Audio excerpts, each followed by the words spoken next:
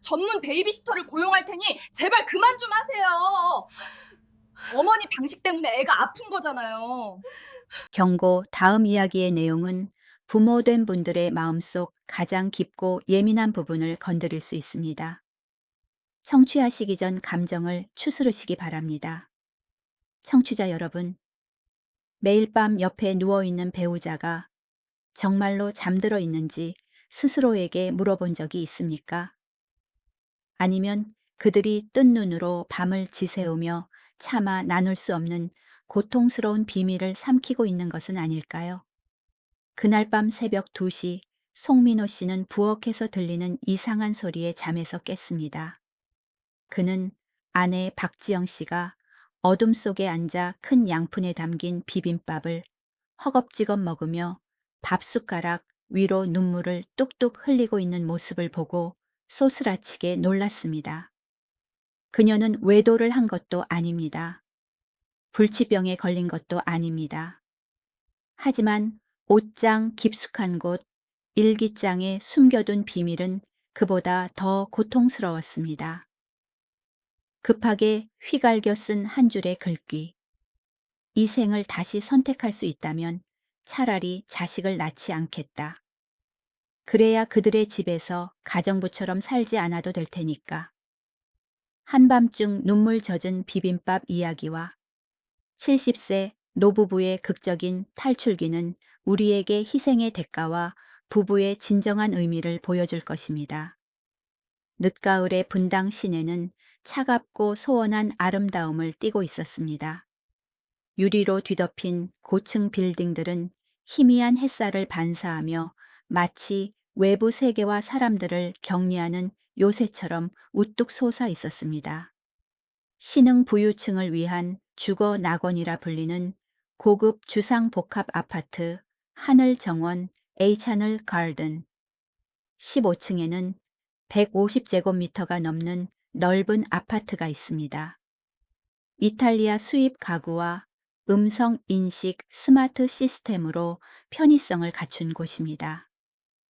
하지만 아이러니하게도 그 넓고 호화로운 공간 속 공기는 숨이 막힐 정도로 희박했고 가족의 생명을 유지하는 데 가장 중요한 것, 바로 연결의 온기가 빠져 있었습니다.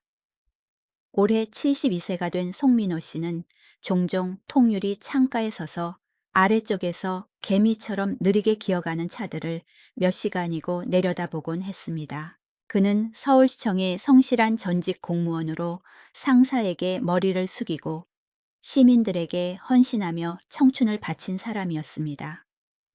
그는 내 인생을 희생하여 자식의 인생을 굳건히 하면 노년은 자손들의 봉양을 받으며 평안할 것이라는 철근 콘크리트 같은 믿음을 가지고 있었습니다. 그 믿음은 2년 전 그의 인생에서 가장 크고 아마도 가장 잘못된 결정을 내리게 했습니다. 마포에 있는 날 같지만 추억이 가득하고 김치 냄새와 이웃들의 왁자지껄한 인사가 있던 주택을 팔고 평생 모은 돈을 털어 이 아파트를 사서 외아들 송진우 부부와 합치기로 한 것입니다. 친구들과 먼 친척들의 눈의 송씨 부부는 원만함의 상징이었습니다. 아들 송진우는 대형 IT 기업의 부서장이고 며느리 최수진은 유능한 약사이며 갓 3살이 된 똑똑한 손자 민준이까지 있었습니다. 유교적 규범과 현대 한국 사회의 성공이 결합된 완벽한 3대 동거 가족의 모습이었습니다. 그러나 인간의 비극은 대개 갑작스러운 재앙에서 오는 것이 아니라 가장 평화로워 보이는 나날 속에 조용히 퍼지는 작은 균열에서 싹트기 마련입니다. 그의 아내 박지영 씨는 선한 눈매와 따뜻한 손길을 가진 전직 국어 교사였습니다. 68세라는 나이에 그녀는 찻집에 앉아 좋은 책에 대해 토론하거나 늙은 친구들과 단풍놀이를 가야 마땅했습니다. 하지만 현실에서 그녀는 무보수 고급 가정부가 되어 이 넓은 집을 소리 없이 움직이는 유령 같은 존재가 되었습니다. 지영 씨의 하루는 도시가 잠들어 있는 새벽 5시에 시작됩니다. 그녀는 관절의 통증이 소리를 내지 않도록 조심하며 살금살금 일어납니다. 첫 번째 일과는 아침 식사 준비입니다. 급하게 먹는 토스트가 아니라 잡곡밥, 따뜻한 국, 그리고 적어도 4가지 이상의 반찬이 있는 전통적인 아침 식사입니다. 아들은 고강도 업무를 위해 영양 섭취가 필요하고 며느리는 입맛이 까다로우며 손자는 특별 식단이 필요하기 때문입니다. 밤 11시 식기세척기가 멈추고 손자의 장난감이 정리되고 나서야 그녀는 침대에 몸을 눕힐 수 있습니다. 편리한 아파트 안에서 송민호 씨는 점차 가슴 아픈 진실을 깨닫게 되었습니다. 아내가 점점 투명 인간이 되어가고 있다는 사실을 말입니다.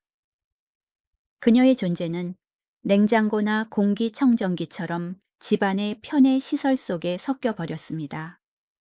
사람들은 그것이 고장 났을 때만 기억할 뿐, 잘 작동할 때는 그것이 얼마나 힘들게 돌아가는지 신경 쓰지 않습니다. 며느리 최수진은 드라마에 나오는 것처럼 악독한 여자는 아닙니다. 그녀는 그저 커리어에 너무 바쁘고 미모와 사회적 지위를 유지하는 압박감에 시달려 잔인할 정도로 무심해진 현대 여성의 전형일 뿐입니다. 그녀는 시어머니의 희생과 봉사를 당연한 것으로 앞세대가 뒷세대를 위해 해야 할 의무로 여겼습니다.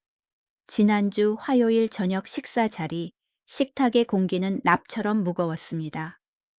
젓가락과 그릇이 부딪히는 다그락 소리만이 경제 뉴스가 나오는 TV 소리에 섞여 들렸습니다. 최수진은 휴대폰으로 약국 당직 스케줄을 확인하며 콩나물국을 한 숟가락 떴습니다. 그녀는 살짝 인상을 찌푸리더니 시어머니를 쳐다보지도 않고 무심하게 말했습니다. 어머니 오늘 국이 좀 짜네요. 요즘 어머니 미각이 좀 변하신 것 같아요. 민준이가 못 먹겠어요. 다음엔 좀 싱겁게 해주세요. 짜게 먹으면 신장에 안 좋아요. 건강을 챙기는 듯 부드러운 말투였지만 40년 넘게 부엌을 지켜온 사람의 자존심을 베는 칼날처럼 날카로웠습니다. 손자에게 밥을 먹이던 지영 씨의 손이 멈칫했습니다. 그녀는 대꾸하지 않고 고개를 조금 더 숙이며 기어들어 가는 목소리로 말했습니다. 그래 미안하다. 간을 보다가 실수했나 보구나. 다음엔 조심하마. 바로 그때 송진우가 드레스룸에서 나오며 실크 넥타이를 매면서 짜증 섞인 표정으로 투덜거렸습니다. 어머니 제 파란색 셔츠 다림질을 어떻게 하셨길래? 소매에 주름이 그대로예요. 오늘 해외 파트너와 중요한 회의가 있는데 이렇게 입고 가면 그 사람들이 어떻게 생각하겠어요? 제발 좀 신경 써주세요. 5분도 안 되어 쏟아진 2번의 비난. 오늘 어머니의 허리가 아픈지 피곤하지는 않은지 묻는 말은 한마디도 없었습니다. 오직 요구와 불평뿐이었습니다. 송 씨는 식탁 머리에 앉아 김치를 집어들었지만 목이 메어 삼킬 수가 없었습니다. 젓가락을 식탁에 내동댕이 치며 내 아내는 너희들의 파출부가 아니야 라고 소리치고 싶었습니다. 하지만 아버지로서의 위험 9세대, 한국 남자의 체면, 그리고 이미 위태로운 관계가 더 깨질까 두려운 마음에 침묵했습니다. 그는 자식들 좀 도와주는 게 노년의 즐거움이지 라며 스스로를 위로했습니다. 하지만 그는 틀렸습니다. 그것은 즐거움이 아니었습니다. 그것은 마모였습니다. 육체와 영혼의 마모였습니다. 상처의 절정은 큰 소리로 싸우는 것이 아니라 소름 끼칠 정도의 무관심이었습니다. 무관심은 인간의 영혼을 가장 빨리 죽이는 독약입니다. 그리고 그 독약은 박지영 씨의 58번째 생일날 주어졌습니다. 일주일 전부터 지영 씨는 부엌에 걸린 달력을 몰래 쳐다보았습니다. 그녀는 빨간 펜으로 그날의 동그라미를 쳤습니다. 자식들에게 알리기 위해서가 아니라 자신이 아직 존재하고 있으며 태어난 것을 기념할 날이 있다는 것을 스스로 상기하기 위해서였습니다. 그날 아침, 그녀는 평소보다 일찍 일어나 시장에 가서 가장 신선한 미역과 1등급 소고기를 샀습니다. 한국에서 미역국은 낳아주신 어머니께 감사하고 장수를 기원하는 생일날의 신성한 음식입니다. 그녀는 직접 요리해서 온 가족이 둘러 앉아 생신 축하드려요 라는 간단한 말 한마디를 듣고 싶었습니다. 하지만 아침부터 오후까지 두 노인의 전화기는 잠잠했습니다. 축하 메시지도 안부 전화도 없었습니다. 아들과 며느리는 아침 일찍 출근하며 화이트보드에 오늘 늦게 들어와요 라는 급한 메모만 남겼습니다. 시계가 저녁 7시를 가리킬 때 푸짐하게 차려진 밥상은 차갑게 식어 있었습니다. 미역국 위에는 기름막이 끼기 시작했습니다. 그때 집 전화벨이 울렸습니다. 지영 씨는 서둘러 전화를 받았고 눈빛에는 희미한 희망이 스쳤습니다. 하지만 수화기 너머로 시끄러운 음악 소리와 함께 며느리 수진의 다급한 목소리가 들려왔습니다. 어머니, 오늘 회사에 갑작스런 회식이 있어서 저녁 못 먹고 들어가요. 아, 진우 씨도 사장님 모시고 접대 가야 한대요. 어머니가 민준이 밥 챙겨주시고 먼저 재워주세요. 그럼 끊을게요. 뚝뚝 하는 건조한 신호음이 모든 희망을 끊어버렸습니다. 그녀는 기억하지 못했습니다. 아들도 기억하지 못했습니다. 온 세상이 오늘 박지영이라는 여자의 존재를 잊어버린 것 같았습니다. 그녀는 천천히 수화기를 내려놓았습니다. 최신 설비가 갖춰진 넓은 부엌은 갑자기 무서울 정도로 광활하고 차갑게 느껴졌습니다. 남은 밥상 앞에 마주 앉은 두 늙은 부부만이 남았습니다. 천장의 화려한 크리스털 샹들리에는 그들의 고독을 조롱하는 듯했습니다. 송 씨는 아내를 바라보며 가슴이 찢어지는 듯했습니다. 무심한 자식들을 대신해 사과하고 싶었지만 말이 목구멍에 걸려 나오지 않았습니다. 지영 씨는 울지도 않고 원망의 말도 하지 않았습니다. 그녀는 그저 조용히 일어나 자신의 정성과 기대를 담은 미역국 그릇을 들고 개수대 쪽으로 갔습니다. 여보, 뭐 하려고? 송 씨가 조용히 물었습니다. 그녀는 대답하지 않았습니다. 스마트 음식물 처리기로 다가가 버튼을 누르고 망설임 없이 국을 쏟아부었습니다. 국물이 쏟아지는 소리와 자동 분쇄기가 돌아가는 소리가 어우러져 마치 심장이 산산조각 나는 소리처럼 들렸습니다. 송 씨는 아내의 앙상한 어깨가 얇은 스웨터 아래로 심하게 떨리는 것을 보았습니다. 차가운 백색 조명 아래서 그는 아내가 너무 많이 늙었음을 비로소 깨달았습니다. 검던 머리카락은 반 넘게 휘어졌고 싸구려 플라스틱 집게로 대충 묶여 있었습니다. 옛날 칠판에 분필로 낭만적인 시를 쓰고 고전 문학 책장을 넘기던 손은 이제 매일 독한 세제를 만지느라 거칠고 주름졌으며 손끝은 갈라져 있었습니다. 그것은 노년의 복을 누리는 여인의 손이 아니었습니다. 자기 집에서 고된 노동을 하는 사람의 손이었습니다. 송 씨는 일어나 아내 곁으로 다가가 주름진 손을 그녀의 어깨에 얹었습니다. 그는 배우자의 떨림과 극한의 절제를 느꼈습니다. 그 순간 그는 뼈 아픈 진실을 깨달았습니다. 자신이 틀렸다는 것을, 묵묵한 희생이 효도로 보답받을 것이라고 생각한 것이 잘못이었습니다. 아내를 이 황금 감옥으로 데려와 현대적인 자식들의 무관심 속에 매일 존엄성이 깎여 나가게 한 것이 잘못이었습니다. 지영아, 송 씨가 그녀의 이름을 불렀습니다. 민준이 할머니나 여보 대신 아주 오랜만에 정중하게 부르는 이름이었습니다. 우리 나가서 짜장면이나 먹을까? 단둘이서만. 지영 씨가 그를 돌아보았습니다. 눈가는 붉었지만 눈물은 말라 있었습니다. 고통은 깊숙이 가라앉아 더 이상 밖으로 흐르지 못했습니다. 그녀는 일그러지고 씁쓸한 미소를 지으며 말했습니다. 됐어요, 여보. 밖은 지금 너무 추워요. 그리고 이따가 민준이가 깼을 때 할머니가 안 보이면 또 울 거예요. 그 말은 송 씨의 가슴에 못을 박는 것 같았습니다. 가장 서러운 순간에도 그녀는 자신의 감정보다 손자와 책임을 우선시했습니다. 그녀는 자신을 사랑하는 법을 잊은 걸까요? 아니면 이 집이 그녀에게서 그 권리를 빼앗아 간 걸까요? 그날 밤 송 씨는 잠을 이루지 못하고 뒤척였습니다. 옆에서 들리는 아내의 고단한 숨소리가 그를 괴롭혔습니다. 그는 어두운 천장을 바라보며 마포의 작은 집을 떠올렸습니다. 그곳은 비좁고 여름엔 덥고 겨울엔 추웠지만 밥상머리에는 항상 웃음꽃이 피었습니다.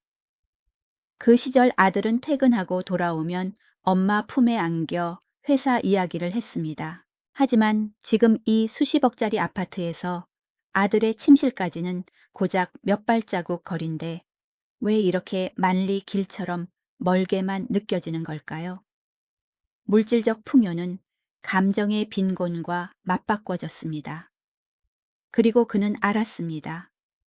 만약 계속 침묵하고 소위 가정의 평화를 지키기 위해 보이지 않는 그림자 역할을 계속한다면 언젠가 아내를 영원히 잃게 될 것이라는 사실을, 병 때문이 아니라 영혼의 시들음 때문에 말입니다. 늙은 전직 공무원의 머릿속에서 대담한 결정이 싹트기 시작했습니다. 이 모범적인 가정의 질서를 뒤흔들 결정이었습니다. 7월에 불볕더위가 서울에 쏟아졌습니다. 1년 중 가장 덥다는 삼복더위는 만물의 기력을 뺏으려는 듯했습니다. 바깥 공기는 끈적하고 무더웠으며 한강에서 올라오는 습기는 거리에 나서자마자 거대한 사우나에 갇힌 듯한 느낌을 주었습니다. 하지만 날씨의 뜨거움도 송민호 씨 가족의 분당 고급 아파트를 감싸고 있는 긴장된 분위기에 비하면 아무것도 아니었습니다. 세계 경제 위기의 압박으로 며느리 최수진의 제약회사 업무는 그 어느 때보다 치열했습니다. 밤늦게까지 이어지는 회의와 매출 목표의 압박은 그녀를 예민하고 짜증스럽게 만들었습니다. 회사에서의 모든 불쾌함을 그녀는 무의식적으로 집으로 가져왔고 그 화살을 직접 받는 사람은 다름 아닌 묵묵히 집안일을 도맡아 하는 박지영 씨였습니다. 어느 수요일 오후 두꺼운 커튼을 뚫고 들어온 강렬한 햇살이 방 구석구석을 달구고 있을 때였습니다. 금지옥엽 손자 민준이가 갑자기 심하게 보채며 울기 시작했습니다. 아이는 점심도 거르고 얼굴이 빨개진 채 뜨거운 숨을 내쉬었습니다. 지영 씨는 놀라서 손자의 이마를 짚어보았고 거친 손바닥으로 전해지는 뜨거운 열기에 가슴이 철렁했습니다. 전자청에는 39.5도를 가리키고 있었습니다. 할머니의 본능으로 그녀는 떨리는 손으로 며느리 수진에게 전화를 걸었습니다. 한 통, 두 통, 세 통. 돌아오는 건 허무한 긴 신호음과 통화 중이라는 차가운 안내 멘트뿐이었습니다. 아들 진우에게도 걸어보았지만 역시 연결되지 않았습니다. 최고급 편의 시설을 갖춘 넓은 아파트 안에서 박지영 씨는 갑자기 지독한 고독과 무력감을 느꼈습니다. 축 늘어져 끙끙거리는 손자를 보며 두려움이 노년의 관절통을 압도했습니다. 더 이상 기다릴 수 없었습니다. 지영 씨는 급히 얇은 겉옷을 걸치고 시옥이나 되는 손자를 등에 업었습니다. 68세의 나이에 날씨가 굳을 때마다 괴롭히는 만성 좌골 신경통을 가진 그녀에게 3살 아이를 업는 것은 고문이나 다름없었습니다. 하지만 손자에 대한 사랑이 모든 것을 잊게 했습니다. 그녀는 문을 박차고 나갔습니다. 엘리베이터는 평소보다 더 느리게 움직이는 것 같았습니다. 아파트 로비를 나서자 35도의 열기가 그녀를 밀치듯 덮쳤습니다. 지영 씨는 이를 악물었습니다. 땀이 비 오듯 쏟아져 따가운 눈으로 흘러내리고 등은 흠뻑 젖었습니다. 아파트 단지에서 동네 보건소까지는 500m 정도였지만 지금 그녀에게는 평생만큼이나 길게 느껴졌습니다. 뜨거운 아스팔트를 내딛는 무거운 발걸음마다 통증이 등골을 타고 발 뒤꿈치까지 찌릿하게 전해졌습니다. 그녀는 몽롱한 상태의 손자를 업고 걸으며 속삭였습니다. 우리 착한 강아지, 조금만 참아, 거의 다 왔어. 할머니 여기 있잖아. 지나가는 사람들은 백발의 노인이 얼굴이 시뻘개져서 아이를 업고 땡볕을 달리는 모습을 보며 안타까워했지만 바쁜 도시의 일상 탓에 멈춰서서 도와주는 이는 아무도 없었습니다. 보건소에서 의사의 진찰을 받고 해열제를 먹은 민준이는 안정을 되찾고 잠이 들었습니다. 지영 씨는 병상 옆에 앉아 손자의 작은 손을 꼭 잡고 있었습니다.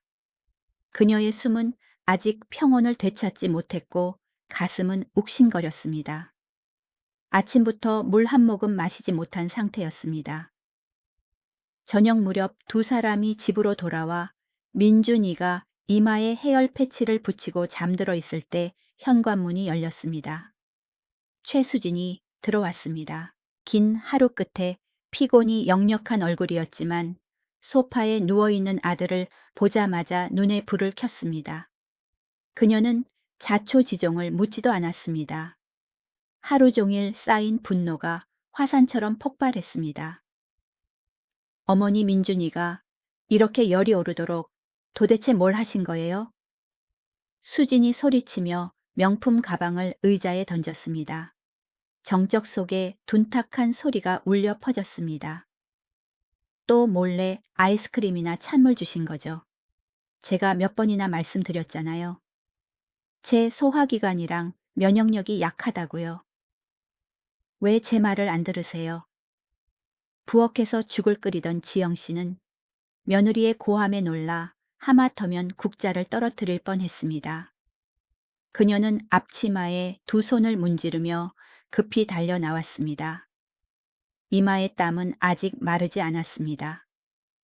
그녀는 떨리는 약한 목소리로 해명하려 했습니다. 아니다 얘야. 오늘 하루 종일 집 안에만 있었고 에어컨도 적당하게 틀었고 이상한 거 먹인 적 없다. 갑자기 애가 열이 나서. 됐어요. 변명하지 마세요. 수진이 말을 끊었습니다. 그녀의 목소리는 날카롭고 차가웠으며 눈앞에 굽실거리는 시어머니에 대한 존경심은 조금도 없었습니다. 그녀는 아이의 천을 확인하며 자신도 모르게 상대방에게 치명적인 상처를 주는 말들을 쏟아냈습니다. 요즘 세상에 누가 그런 구식 민간요법으로 애를 키워요. 보세요. 남의 집 애들은 건강한데 우리 애만 맨날 아프잖아요. 어머니가 너무 힘들어서 못 보시겠으면 말씀하세요. 전문 베이비시터를 고용하게요. 이런 식으로 애를 보시면 제가 불안해서 일을 못하겠어요. 그 말은 박지영 씨의 자존심을 정통으로 가격하는 따귀와 같았습니다. 전문, 베이비시터, 고용이라는 말이 머릿속에서 윙윙거렸습니다. 알고 보니 며느리의 눈에 그녀는 조건 없이 손자를 사랑하는 할머니도 자식을 위해 노년을 희생하는 어머니도 아니었습니다. 그저 무보수 가정부 교체가 필요한 무능한 인력일 뿐이었습니다. 땡볕에 손자를 업고 뛴 후 쑤셔오는 허리 통증도 그녀의 희생도 모두 무의미해졌고 심지어 성가신 일이 되었습니다. 지영 씨는 그 자리에 얼어붙었습니다. 얼마나 무서웠는지 절박하게 전화를 걸었었는지 말하고 싶었습니다. 허리가 너무 아프다고 말하고 싶었습니다. 하지만 며느리의 태도를 보니 지금 어떤 설명도 불필요하다는 것을 깨달았습니다. 그녀는 침묵을 택했습니다. 하지만 그것은 죽음과도 같은 침묵, 산산조각난 마음의 침묵이었습니다.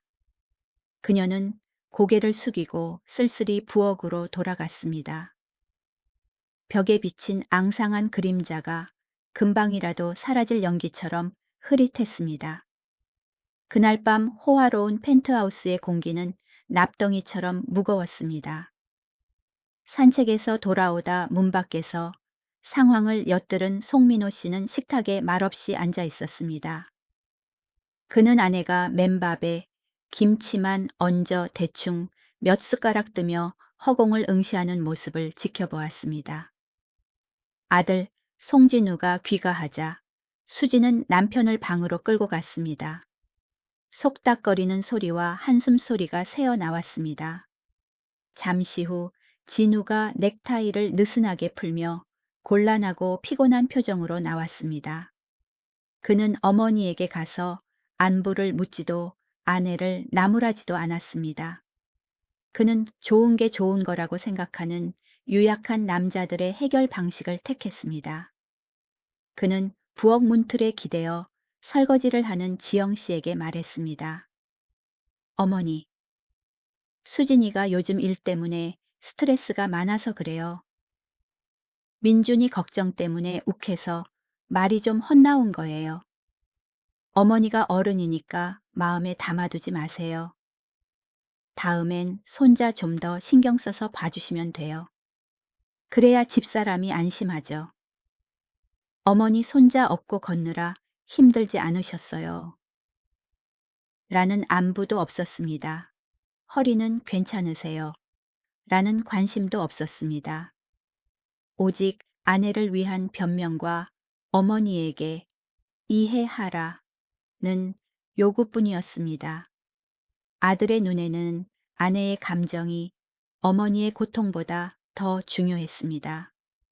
그는 어머니의 인내심을 고갈되지 않는 자원으로 여기고 계속해서 착취했습니다. 소파에 앉아있던 송 씨의 손에 들린 신문이 구겨졌습니다. 그는 아들을 보았고 개수대 앞에서 굽은 아내의 등을 보았습니다. 일어나서 아들의 뺨을 때려 정신 차리게 하고 싶었고 며느리에게 인간의 도리에 대해 소리치고 싶었습니다. 하지만 발이 못 박힌 듯 움직이지 않았습니다. 자식을 오냐오냐 키운 아버지의 비겁함일까요? 아니면 자기 돈으로 산 집에서조차 발언권이 없는 늙은 남자의 무력함일까요? 그는 알 수 없었습니다. 그저 목구멍이 꽉 막힌 듯 씁쓸했습니다. 그날 밤 서울에 갑작스러운 여름비가 쏟아져 후텁지근한 열기를 씻어냈지만 축축하고 슬픈 기운이 잠자리까지 스며들었습니다. 부부 침실에서 강화 유리를 두드리는 빗소리는 슬픈 기억을 두드리는 소리처럼 멀게만 들렸습니다. 송 씨는 뒤척이며 잠을 이루지 못했습니다. 그는 아내를 돌아보았습니다. 지영 씨는 등을 돌린 채 태아처럼 몸을 웅크리고 있었습니다. 자기 방어와 깊은 상처의 자세였습니다. 숨소리가 불규칙했고 가끔 억누르는 듯한 흐느낌이 들렸습니다. 그는 아내가 울고 있다는 것을 알았습니다. 그녀는 잠들지 못했고 아마 이 차가운 집에서는 다시는 편히 잠들지 못할 것입니다. 송 씨는 검버섯핀 늙은 손을 뻗어 아내의 어깨를 가볍게 어루만지며 위로하려 했습니다. 뒤늦은 사과를 전하고 싶었습니다. 하지만 손가락이 옷자락에 닿자마자 지영 씨는 몸을 떨며 움츠리더니 침대 가장자리로 더 멀리 물러났습니다.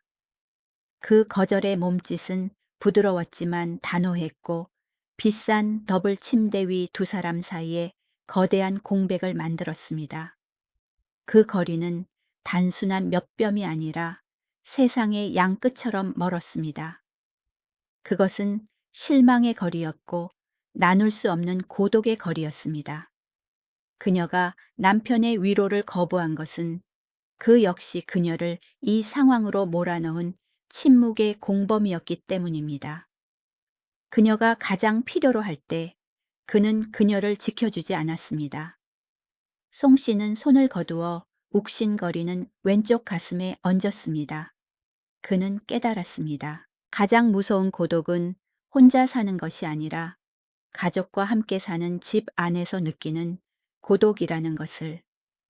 오늘 밤 그 냉대의 독약은 뼈저리게 스며들어 평온한 노후에 대한 마지막 희망마저 죽였습니다.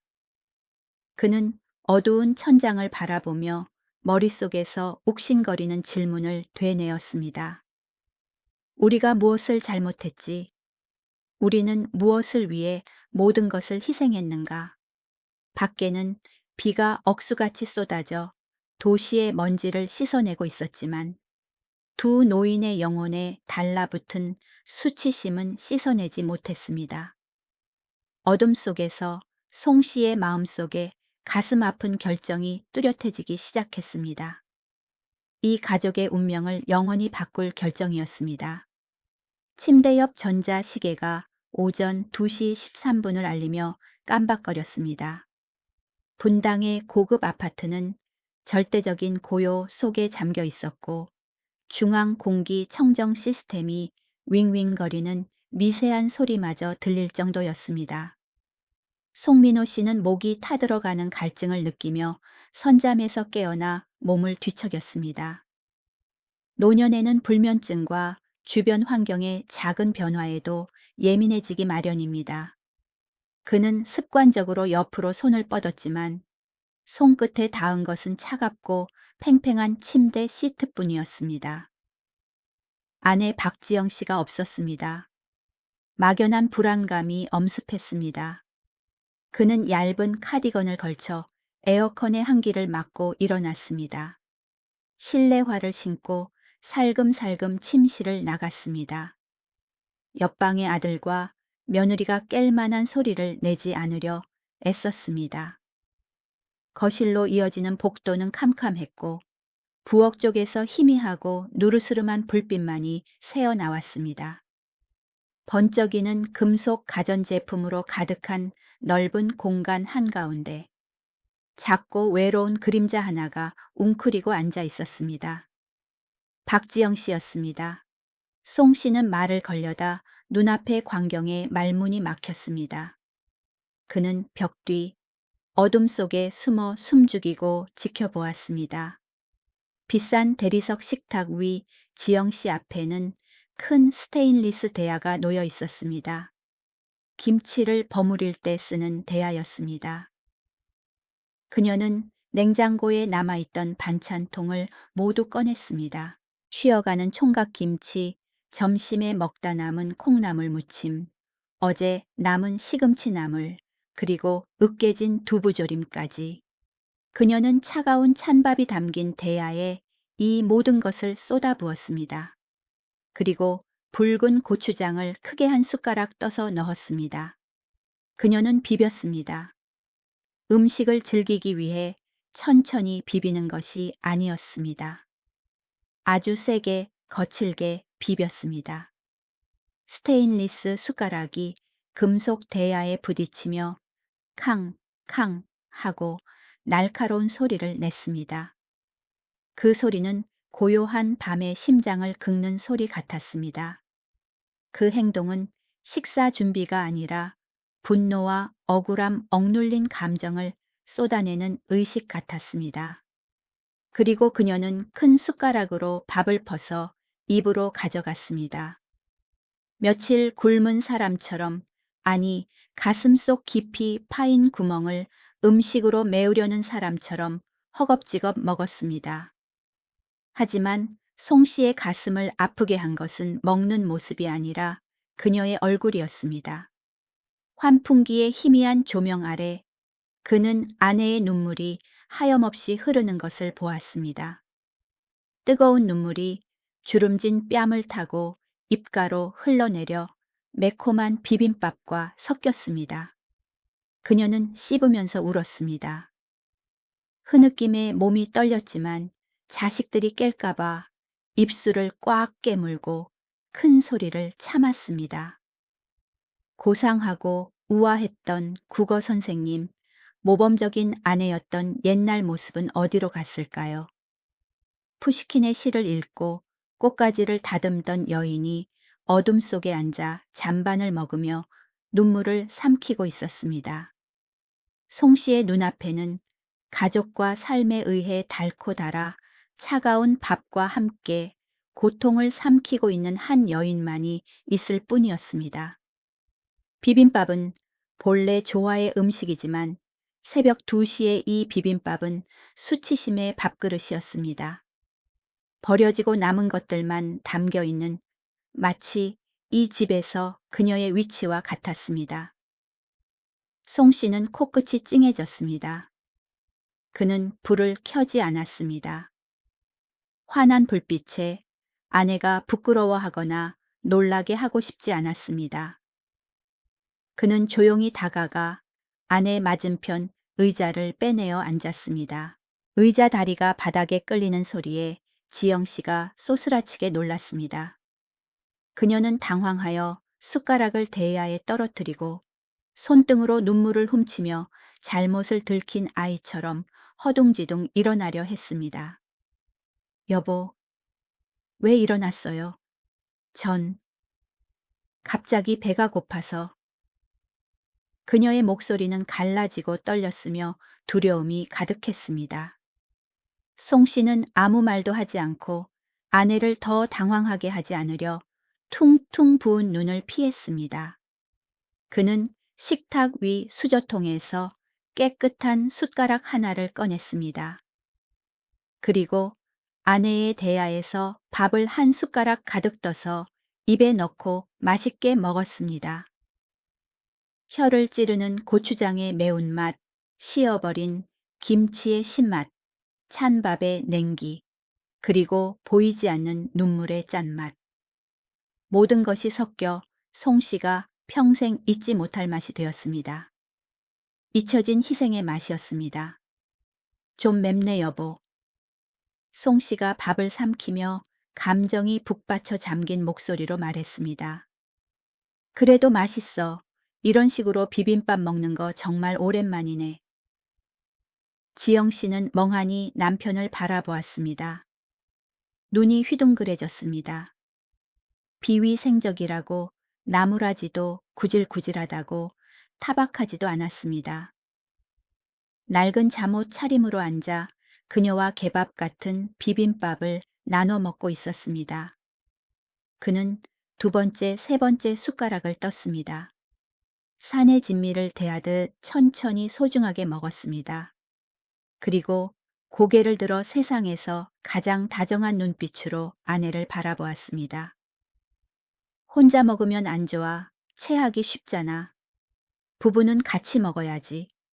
기쁜 일도 슬픈 일도 함께 해야 하는 거잖아. 부부는 같이 먹어야지라는 소박한 그 한마디가 지영 씨 마음속에 팽팽하게 부풀어 있던 감정의 풍선을 터뜨렸습니다. 그녀는 두 팔을 떨구고 앙상한 어깨를 들썩였습니다. 왈칵 울음을 터뜨렸습니다. 이번에는 참지 않았습니다. 가슴 깊은 곳에서 터져나온 울음소리는 서럽고 고통스러웠습니다. 무보수 파출부로 살았던 날들, 배 아파 낳은 아들의 잔인한 무관심, 매일 밤 쑤시는 허리, 그리고 늙고 초라해진 자신의 처지가 서러워 울었습니다. 여보, 나 너무 힘들어요. 그녀가 흐느끼며 띄엄띄엄 말했습니다. 집에 가고 싶어요. 여긴 우리 집이 아니에요, 여보. 집이 왜 이렇게 추워요? 난 자식들 집에서 인겨 인간 유령이 된 것 같아요. 매일 아침 눈 뜨는 게 무서워요. 며느리 눈치 보는 게 무서워요. 너무 무서워요. 끊어질 듯 이어지는 고백은 송 씨의 가슴을 칼로 도려내는 듯 했습니다. 매일의 침묵과 인내 뒤에는 피를 흘리며 두려워하는 영혼이 있었습니다. 그녀는 남편의 체면과 자식의 화목을 위해 지옥 같은 삶을 견뎌왔던 것입니다. 송 씨는 식탁 너머로 손을 뻗어 식탁 모서리를 꽉 잡고 있는 아내의 손을 잡았습니다. 기름기 묻고 거칠고 굳은 살 박인 손이었지만 그는 아내가 사라질세라 꽉 잡았습니다. 그의 떨리는 손에서 온기가 전해졌습니다. 그 순간 그는 자신이 얼마나 끔찍한 실수를 했는지 깨달았습니다. 옛집을 팔아 자식에게 큰 집을 사주는 것이 행복이라고 생각한 것이 실수였습니다. 묵묵한 희생이 효도로 돌아올 거라 믿은 것이 실수였습니다. 인생의 모진 풍파를 함께 헤쳐온 배우자가 홀로 이 냉대를 견디게 한 것이 실수였습니다. 그는 아내의 눈을 깊이 들여다보았습니다. 오랫동안 잠들어 있던 가장의 결연한 눈빛이 되살아났습니다. 지영아, 내 말 잘 들어. 내일 우리 떠나자. 지영 씨는 눈물 맺힌 눈으로 멍하니 고개를 들었습니다. 어디로요? 우리가 갈 데가 어디 있어요? 옛집도 다 팔았는데. 고향으로, 남해로. 송 씨가 한 글자 한 글자 또렷하게 말했습니다. 부모님이 남겨주신 옛집이 아직 있어. 좀 낡긴 했어도 텃밭은 넓잖아. 가서 고쳐 살자. 내가 밭 갈게. 당신은 채소 심어. 닭도 몇 마리 키우고 저녁엔 바닷가 나가서 노을도 보자. 자식 놈들은 알아서 살라고 하고. 하지만 민준이는 어떡해요?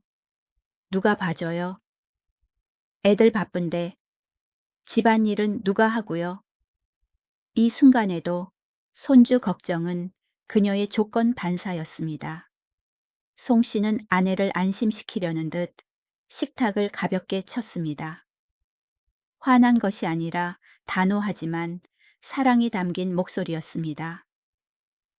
걔들 다 30 넘은 성인이야.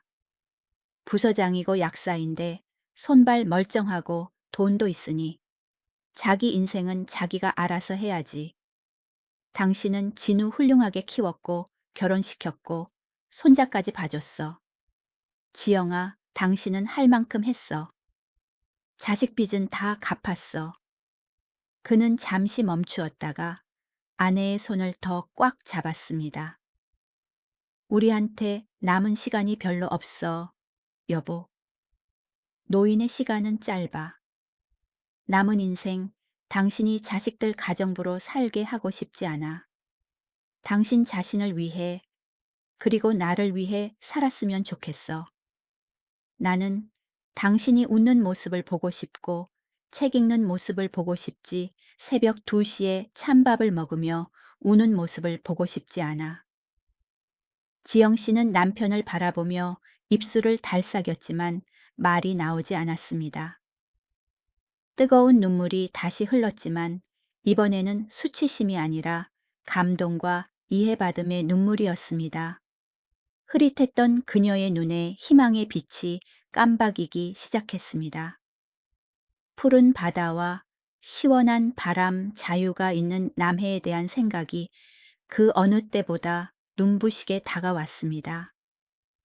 새벽 2시에 어스름한 부엌 먹다 남은 비빔밥을 사이에 두고 두 백발의 머리가 맞닿았습니다. 주변은 여전히 고요했지만 그들의 마음속에는 폭풍우가 지나가고 새로운 여명이 기다리고 있었습니다. 그것은 지난 2년 중 가장 맛있는 식사였고 그들의 노년의 운명을 결정짓는 식사였습니다. 차가운 낙원을 탈출하여 영혼의 진정한 평화를 찾아 떠나는 결정이었습니다. 그날 아침 분당의 해는 평소보다 일찍 떴습니다.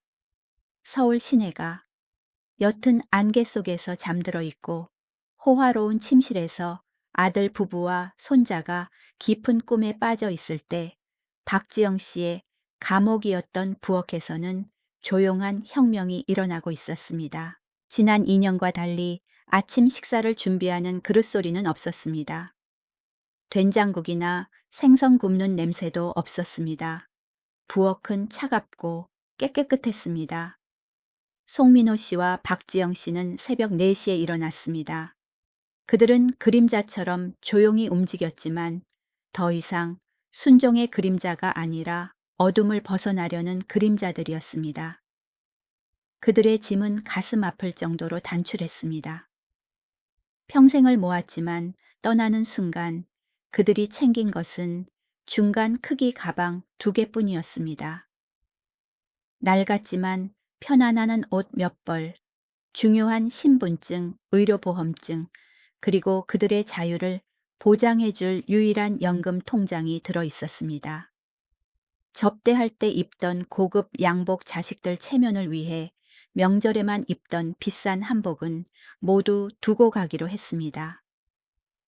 그것들은 이 화려하고 차가운 세상에 속한 것이지 그들이 향할 삶에는 필요 없는 것들이었습니다. 송 씨는 긴 대리석 식탁 앞에 섰습니다. 그는 아내의 회색 앞치마를 바라보았습니다. 수천 번의 식사 준비로 땀과 눈물 기름 냄새가 밴 물건이었습니다. 그는 그것을 집어들어 반듯하게 접어 며느리 수진이 주로 앉는 자리에 놓았습니다. 그 옆에 하얀 편지 봉투를 두었습니다. 우표도 없고 봉해지지도 않은 편지에는 손으로 쓴 단호한 글씨가 적혀 있었습니다. 진우와 수진에게. 그는 어젯밤 꼬박 세워 이 편지를 썼습니다. 쓰고 지우고 찍고 다시 썼습니다. 결국 그는 가장 간결한 말을 골랐습니다. 이미 무심해진 마음에는 긴 말도 스쳐 지나가는 바람일 뿐이라는 것을 알았기 때문입니다. 편지의 내용은 다음과 같았습니다. 진우와 수진에게 너희가 이 글을 읽을 때쯤 우리는 이미 서울을 떠났을 거다. 놀라지 말고 경찰에 신고하지도 마라. 우리는 실종된 게 아니라 우리 삶을 찾으러 가는 거다. 우리는 남의 고향으로 내려가 노후를 보내기로 했다. 이 아파트의 모든 사용 권한은 너희에게 넘긴다. 너희의 성공과 명예를 위해 주는 마지막 선물이라 생각해라. 민준이는 많이 컸으니 너희 수입과 지위라면 최고의 전문 베이비시터를 구하거나 좋은 유치원을 찾을 수 있을 거라고 믿는다. 너희 삶은 너희가 알아서 꾸려가는 법을 배워라. 우리를 찾지 마라. 우리가 먼저 연락하기 전까진 전화도 하지 마라. 이 집의 침묵이 준 상처를 치유할 시간이 필요하다. 고맙다. 지난 2년간 너희의 무심함 덕분에 아비는 뼈저린 교훈을 얻었다. 내가 내 어미를 얼마나 많이 사랑하고 아껴줘야 하는지 깨닫게 해줘서 말이다. 추신 최수진, 이 점을 명심해라. 내 시어머니는 무보수 가정부도 아니고 서비스를 제공하기 위해 태어난 기계도 아니다. 그녀는 내 남편을 낳은 사람이고 이 세상에서 내가 가장 사랑하고 존경하는 여인이다. 송 씨는 펜을 내려놓으며 앙상한 어깨를 짓누르던 청은 망은의 짐이 내려가는 것을 느꼈습니다. 그는 아내를 돌아보았습니다. 지영 씨는 현관에 서서 가방끈을 꽉 쥐고 넓은 거실을 마지막으로 둘러보고 있었습니다. 잠든 손자에 대한 안쓰러움과 아쉬움이 스쳤지만 망설임은 전혀 없었습니다. 가자 여보. 송 씨가 조용히 말하며 아내의 손을 잡았습니다. 그들은 현관문을 닫았습니다. 전자 도어록이 띠릭하고 건조한 소리를 내며 눈물로 얼룩진 한 시기의 끝을 알렸습니다. 로비에서 기다리던 택시가 동이 트는 하늘 정원 아파트를 뒤로하고 출발했습니다. 아침 햇살이 안개를 뚫고 두 노인의 얼굴을 비췄습니다. 지영 씨는 차창을 내렸습니다. 차갑지만 상쾌한 아침 바람이 들어왔습니다. 그녀는 깊게 숨을 들이마시며 자유의 냄새를 느꼈습니다. 뒤로 멀어지는 고층 빌딩을 돌아보았습니다. 엄마로서의 죄책감이 스쳤지만 곧 기묘할 정도의 홀가분함이 그 자리를 채웠습니다. 오늘 서울의 하늘은 여느 때보다 파랬고 앞길이 어찌 될지 모르지만 적어도 그들이 직접 선택한 길이었습니다. 2달 후 남해섬 바다를 마주한 언덕 중턱의 작은 집, 경적 소리도 미세먼지도 없고 오직 파도가 절벽에 부딪히는 소리와 갈매기, 울음소리만 파란 하늘에 울려 퍼지는 곳입니다. 송씨 부모님이 남겨주신 기와집은 한 달간의 수리 끝에 튼튼하고 아늑해졌습니다. 바닷바람이 짭조름한 냄새를 싣고 지영씨의 백발을 흩날렸습니다. 그녀는 텃밭에서 웅크리고 앉아 집 앞 푸릇푸릇한 상추와 고추에 물을 주고 있었습니다. 바닷바람과 햇볕에 피부는 많이 그을렸고 검버섯은 더 짙어졌지만 기적처럼 그녀의 입계에는 미소가 돌아왔습니다. 서울에서 지난 2년 동안 잃어버렸던 환하고 평온하며 생기 넘치는 미소였습니다. 며느리의 잔소리를 걱정할 필요도, 손자가 울 때마다 깜짝 놀랄 필요도 없었습니다. 이곳에서 그녀는 이 정원의 주인이고 자기 시간의 주인이었습니다. 마당 한쪽에서는 송민호 씨가 낡은 티셔츠 차림으로 망치를 들고 닭장을 고치고 있었습니다. 책상 물림 공무원이었던 그의 손발에는 굳은 살이 박였지만 훨씬 단단해 보였습니다. 그는 이마에 땀을 닦으며 아내를 올려다보고 눈을 가늘게 뜨며 웃었습니다. 박지영 씨, 오늘 점심은 뭐 먹을까? 또 비빔밥 할 거야. 지영 씨가 고개를 들고 크게 웃었습니다. 그녀의 맑은 웃음소리가 바닷바람에 섞였습니다. 당신은 농담도 참. 그 눈물 젖은 비빔밥은 잊었어요. 점심엔 꽃게 된장찌개 먹어요. 옆집 할머니가 방금 싱싱한 꽃게를 가져다 주셨거든요. 살이 꽉 찼어요. 조치 꽃게탕에 소주 한잔 하면 딱이겠네. 송 씨가 소박한 기쁨으로 눈을 반짝이며 대답했습니다. 그때 집 전화벨이 울렸습니다. 노부부는 서로를 쳐다보았습니다. 지난 2달 동안 그들은 휴대전화를 꺼두고 비상용 유선 전화만 설치해 두었습니다. 요란한 벨 소리가 한여름 오후의 정적을 깼습니다. 송 씨는 망치를 내려놓고 대충 손을 씻은 뒤 안으로 들어가 수화기를 들었습니다. 여보세요? 수화기 너머로 잠시 침묵이 흐르더니 흐느끼는 소리가 들렸습니다. 아들 송진우였습니다. 아버지, 어머니. 아들의 목소리는 떨리고 잠겨 있었습니다. 드디어 전화를 받으시네요. 송 씨는 침묵하며 기다렸습니다. 아버지, 어머니.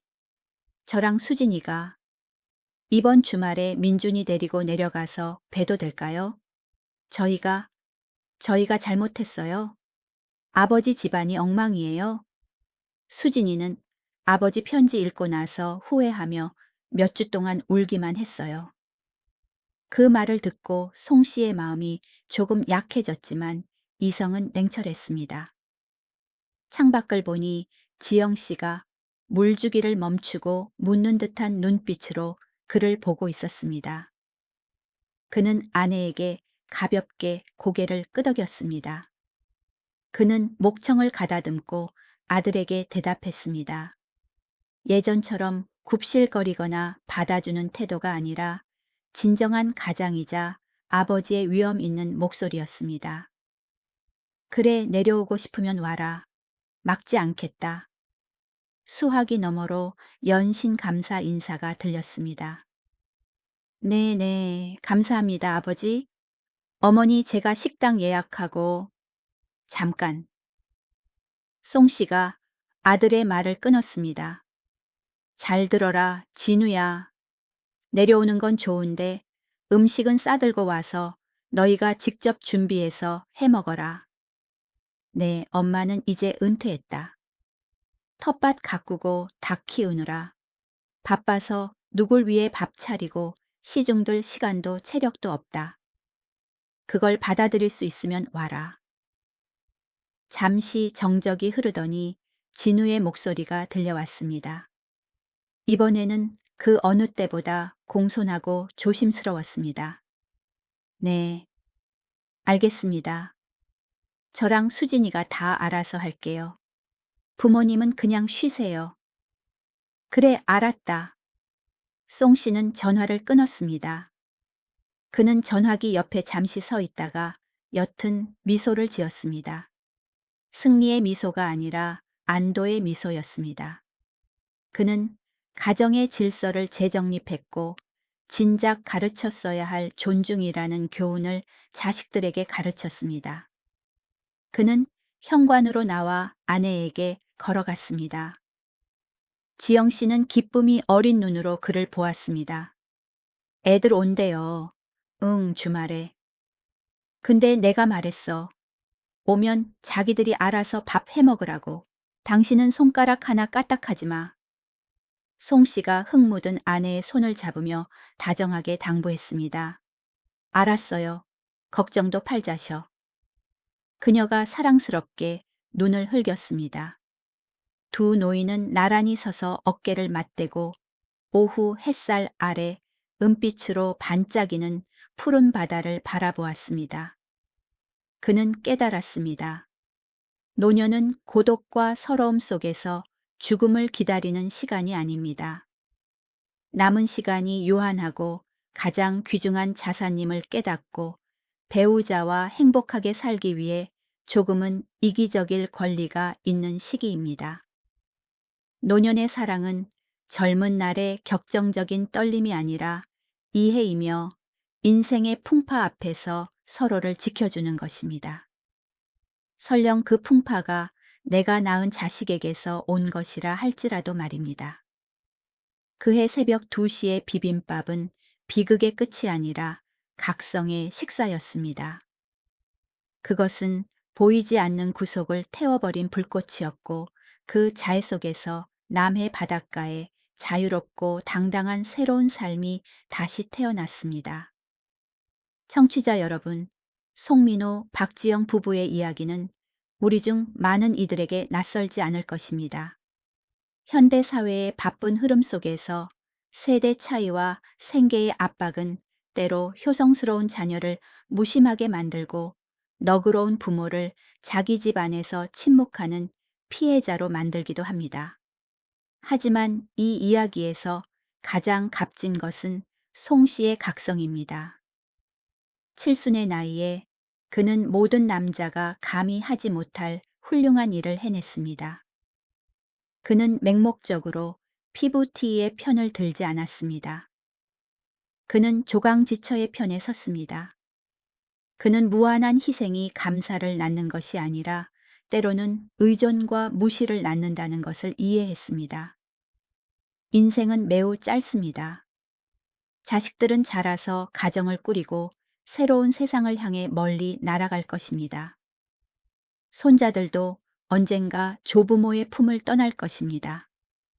결국 인생의 무대 조명이 꺼져갈 때, 다리에 힘이 풀리고 눈이 침침해질 때 곁에 남는 유일한 사람은 배우자뿐입니다. 매일 오후 손잡고 산책할 사람 아플 때 약을 챙겨줄 사람, 그리고 깊은 밤 찬밥 한 그릇을 나눠 먹을 사람 말입니다. 배우자가 새벽 2시 부엌에서 우는 모습을 보고 나서야 그들의 가치를 깨닫지 마십시오. 그들이 떠나고 나서야 후회하며 사과하지 마십시오. 오늘부터 아주 사소한 것부터 서로 사랑하고 아끼고 지켜 주십시오. 오늘 밤 이야기를 들어주셔서 감사합니다. 평안한 밤 보내시길 바라며 만약 배우자가 바로 옆에 있다면 고개를 돌려 꽉 안아주세요. 서로가 있다는 것만으로도 이미 기적이니까요.